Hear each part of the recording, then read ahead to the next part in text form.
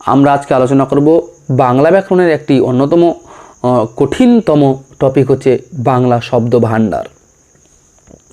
এই বাংলা শব্দ ভাণ্ডার মানে যে কোনো ভাষার তার শব্দগুচ্ছকে বোঝানো হয়। তো আমরা শিখব বাংলা শব্দ ভাণ্ডার, অর্থাৎ বাংলা শব্দ ভাণ্ডারে কোন কোন ভাষার শব্দ আমরা পেয়েছি বা আছে।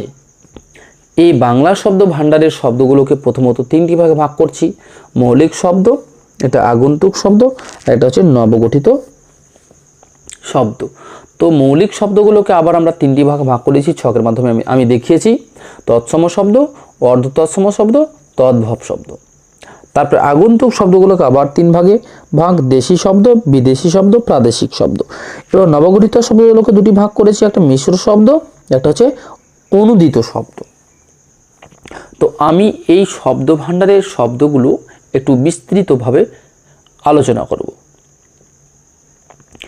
তার পূর্বেই কিছু শব্দ ভাণ্ডার চেনার যে নিয়ম সেগুলো একটুখানি আলোচনা করার চেষ্টা করব।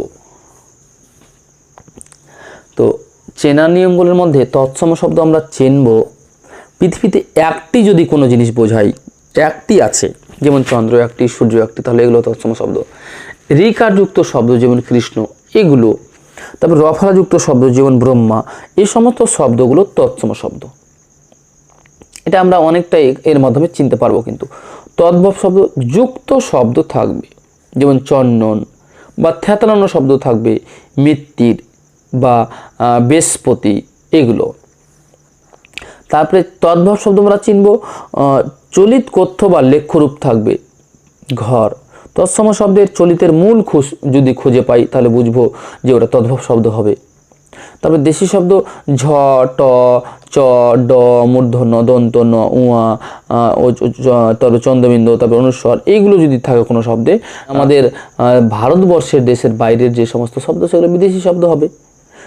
সেটা আরবি হতে পারে, ফার্সি হতে পারে, উর্দু হতে পারে, মারাঠি, যে কোনো ভাষা হতে পারে। আমাদের ভারতের বাইরের অন্য অন্য কান্ট্রির যে ভাষা সেগুলো বিদেশি।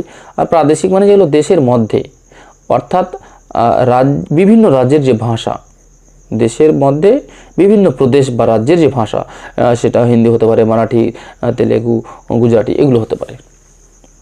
যাই হোক, এগুলো আমরা কিছুটা চেনার নিয়ম আমরা আলোচনা করলাম। এবার আলোচনা করব আমরা আমাদের যে প্রথমত মৌলিক শব্দগুলোকে তিনটি ভাগে ভাগ করেছি, তৎসম, অর্ধতৎসম, তদ্ভব। তাহলে তৎসম শব্দ প্রথমে আলোচনা করব। তৎ মানে হলো সংস্কৃত, সম মানে সমান, অর্থাৎ সংস্কৃতের সমান। অর্থাৎ যেসব সংস্কৃত শব্দ সরাসরি বাংলা ভাষাতে এসেছে, কোনো পরিবর্তন হয়নি, অবিকৃতভাবে বাংলা ভাষাতে এসেছে, কোনো চেঞ্জ হয়নি, সেই সব শব্দ হলো তৎসম শব্দ।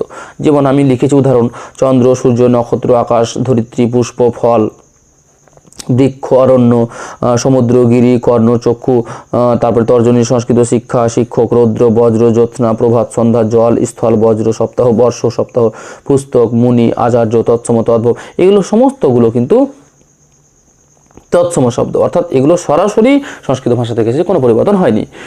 দ্বিতীয়ত অর্ধ তৎসম শব্দ। অর্ধ মানে আধা, অর্ধেক আর কি। তো যে সমস্ত সংস্কৃত শব্দ কিছুটা, অর্ধেকটা চেঞ্জ হয়েছে, পরিবর্তন হয়ে বাংলাতে এসেছে, সেগুলো হলো অর্ধ তৎসম শব্দ। যেমন উদাহরণ আমি লিখেছি কৃষ্ণ, কেষ্ট, তাহলে কৃষ্ণটা হলো তৎসম, কেষ্টটা হলো অর্ধ তৎসম। কিছুটা বিকৃত হয়েছে, কিন্তু অল্প বিস্তর পরিবর্তিত হয়েছে। শ্রদ্ধা, ছেদ্দা, কবিরাজ, কবরেজ। তারপরে দেখতে পাচ্ছ তোমরা ঘৃণা, ঘেন্না, প্রসন্ন, পেশন্ন, বৈদ্য, বদ্যি, সিরি, ছিরি, এই যে পরিবর্তন হচ্ছে কিছুটা বাংলা ভাষাতে এসে, এই পরিবর্তিত রূপগুলোই হলো অর্ধ তৎসম শব্দের রূপ। এবার আমরা জানব তদ্ভব শব্দ। তাহলে তদ্ভব শব্দ কোনগুলো? যে সমস্ত শব্দ কিন্তু বিভিন্ন স্তর ভেদ করে, ধারাবাহিকভাবে স্তর ভেদ করে কিন্তু বাংলা ভাষাতে আসবে, এসে সেটা পরিবর্তন হয়ে যাবে। অর্থাৎ যে সব শব্দ সংস্কৃত ভাষা থেকে সম্পূর্ণভাবে পরিবর্তন হয়ে বাংলাতে আসবে, সেই সব শব্দগুলোকে বলবো তদ্ভব শব্দ। যেমন হচ্ছে কার্য, কর্য, কাজ। তাহলে কাজটা সম্পূর্ণ বদল হয়ে গেছে। চন্দ্র, চন্দ্র, চাঁদ, অদ্য, অদ্য, অজ্য, আজ, দধি দহি দই, কৃষ্ণ কনহ কানাই, হস্ত হুত্ত হাত, সত্য সচ্চ সাজ, সন্ধ্যা সন্ধ্যা সাঁঝ, মৎস্য মৎস্য মাছ, ইন্দ্রাগার ইন্দ্রা আর ইন্দারা। তাহলে এইগুলো হলো তদ্ভব শব্দ। দেখো বন্ধুরা, এরপরে আমরা আসবো কিন্তু দেশি শব্দ নিয়ে। তাহলে দেশি শব্দ কোনগুলো?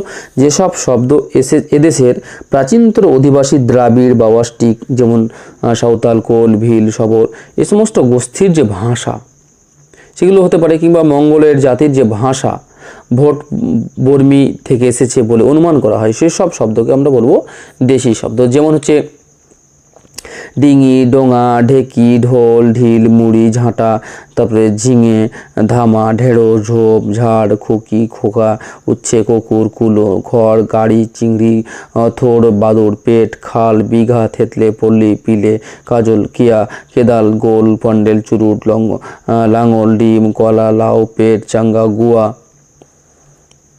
তারপরে নারকেল, ইঁদুর, ক্যাম্পা, সরিষা, উচ্ছে, ঝিঙা, খুঁটি, ডিঙে, চুলা, মুড়ি, মুড়কি, হাঁড়ি, তারপরে ঢিল, ঢিপি, ডোঙ্গা, তোতলা, কুড়ি, চিংড়ি, লুঙ্গি, কাঁচি, এগুলো সব হলো দেশি শব্দের উদাহরণ। এবার প্রাদেশিক শব্দ নিয়ে আলোচনা করব। প্রাদেশিক শব্দ হচ্ছে অর্থাৎ ভারতের বিভিন্ন প্রদেশের বা বিভিন্ন রাজ্যের যে শব্দ বা আমাদের বাংলা শব্দ ভাণ্ডারে এসেছে, সেগুলো হচ্ছে প্রাদেশিক শব্দ। যেমন হচ্ছে হিন্দি উর্দু শব্দ, যেমন কচুরি, কাহিনী, খানা, চাহিদা, মজদুর, রুটি, লুচি, জাহাজ, হাওয়া, এগুলো হিন্দি উর্দু শব্দ।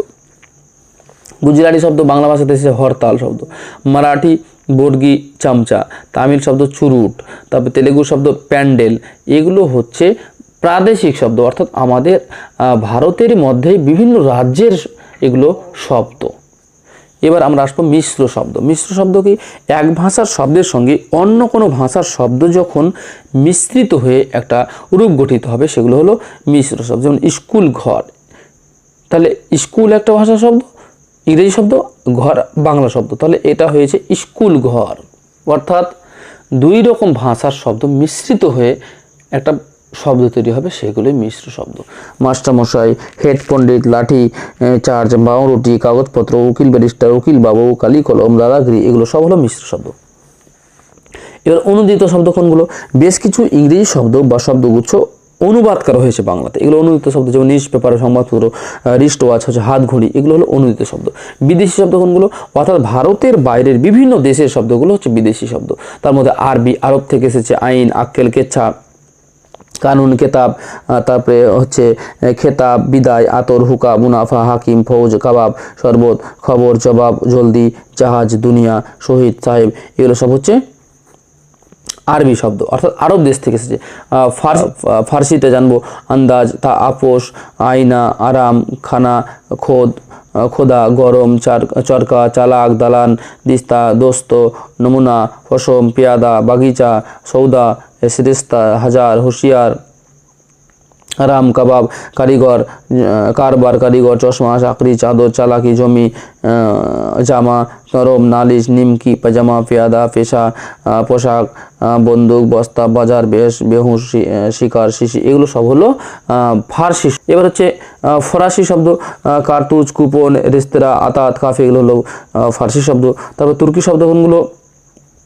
কাঁচি, চকমকি, তকমা, দারোগা, বারুদ, মুচুল্লেকা, তারপরে চাকু, বিবি, হলো তুর্কি শব্দ। ইংরেজি শব্দ ইংরেজি মানে ইংল্যান্ড থেকে এসেছে, অফিস, কনস্টেবল, চেয়ার, তারপরে পাউডার, ফ্রেম। তারপরে পর্তুগিজ শব্দ আমরা জানবো, তারপরে আচার, আতা, আনারস, আলকাতরা, তারপরে আলপিন, তারপর হচ্ছে ইস্পাত, কফি, কানেস্তারা, কামরা, গামলা, চাকি, তামাক, পিস্তল, পেঁপে, পেয়ারা, পেরেক, ফিতা, বালতি, মিস্ত্রি, সাবান, বোতাম, বোতল, বালতি, জানালা, গুদাম, বোমা, গির্জা, সাবান, বেহালা, এগুলো সব পর্তুগাল থেকে আমাদের বাংলাতে এসেছে। পর্তুগিজ শব্দগুলো। জাপানি শব্দ সুনামি, টাইফুন, রিক্সা, ওলন্দাজ শব্দ হরতন, তুরুপ, তারপরে হচ্ছে গ্রিক শব্দ দাম, সুরঙ্গ, রুশ শব্দ বলশেভিক, সোভিয়েত, তারপর জার্মান শব্দ নাৎসি, কিন্ডারগার্টেন, চীনা শব্দ চা, চিনি, লিচু, আমেরিকান শব্দ চকলেট, কুইনান, এগুলো হলো আমেরিকান শব্দ। তাহলে যাই হোক, আমরা জানলাম বিভিন্ন ভাষার যে শব্দ বাংলা ভাষাতে ব্যবহার হচ্ছে, বাংলা শব্দ ভাণ্ডারে ব্যবহার হচ্ছে, এইগুলো হচ্ছে আমাদের শব্দ ভাণ্ডারের শব্দ। এগুলো তোমরা করে নিলে কিন্তু সবগুলো পরীক্ষাতে কম পাবে, আর এগুলো বিভিন্ন কম্পিটিটিভ পরীক্ষাতেও কিন্তু এগুলো থাকে। যাই হোক বন্ধুরা, আজকের এই ক্লাসটি এই পর্যন্ত। ধন্যবাদ।